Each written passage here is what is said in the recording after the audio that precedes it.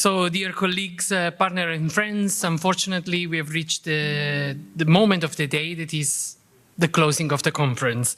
Before I continue, I must confess something. When I checked the agenda, I got a bit scared because I saw a time slot of 15 minutes allocated for me, which I thought like, oh, wow, it's either a great honor or a trap to talk for 15 minutes endlessly.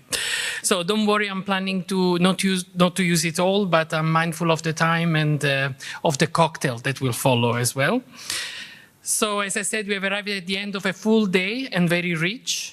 When we opened the 6th EU Western Balkans Media Literacy Conference this morning, Ambassador Rokas invited us to go beyond the noise.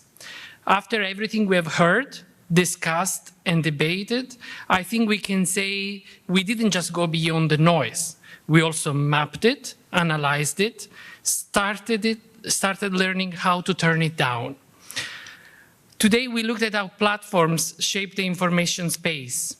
They give people a voice, but they also accelerate manipulation, disinformation, and hate. The first panel made one point very clear, and we need a system to respond. Rules help, but they aren't enough. We also need strong partnership with civil society, independent journalism, and platforms that engage in good faith. No actor can stabilize the space alone. We also tackled gendered disinformation and digital hate. The stories we heard showed these attacks are not online negativity. They are targeted attempts to silence women, LGBTIQ+ people, journalists, and activists. Protecting them is protecting democracy. Young people and next generation platforms were also our focus. We recognized young people as creator and as passionate people, also as a prime target of manipulation. The real question is how to work with youth so they can shape the digital world and they can shape their own future. AI was explored at a length, in a practical way especially. It can fuel manipulation, but it can also strengthen verification, journalism, and resilience. If disinformers use AI, defenders of the information space must use it too, with transparency and human oversight. All of this ties directly to the broader EU agenda. As Ambassador Rokas reminded us, the European Democracy Shield is about boosting our collective ability to counter manipulation and foreign interference with media literacy at its core. And this doesn't stop at the current EU borders.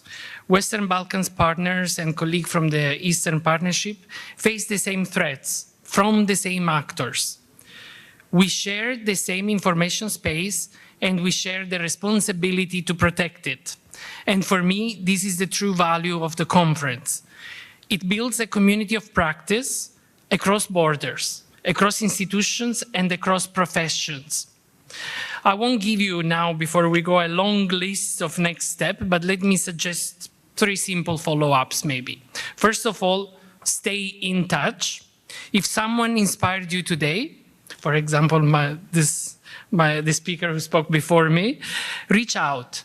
Networks live or die after conferences, depending on whether we follow up or not.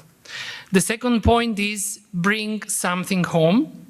Think of one concrete idea you can adapt to your own work. One tool, one narrative, one partnership. Small steps matter. Use the Media Literacy Day that we are opening here in North Macedonia as a multiplier. This conference kicks them off. They are a great chance to test new approaches and to reach new audiences. Before we close, let me say thank you.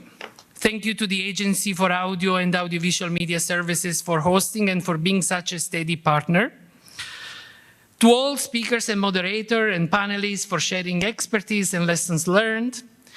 To our colleagues from the EAS and from the EU delegation who worked hard behind the scene to make today happen.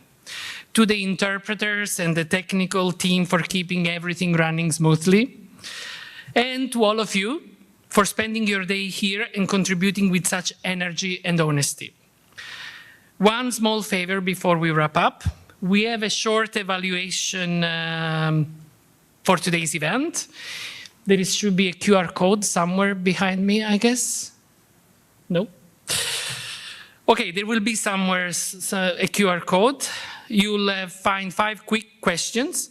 It takes only a few minutes and it really helps us improve our future edition. There it is. So, and it's mandatory to fill it in, otherwise you don't get to cocktails. So let me end with a simple thought. Beyond the noise, there are citizens who still care about facts, about fairness, about choosing based on truth. Your work makes that possible. On behalf of the delegation of the European Union to North Macedonia, thank you. And I now officially close the conference and invite you to continue our conversation at the reception at Bella Vista Restaurant. Blagodaram, thank you.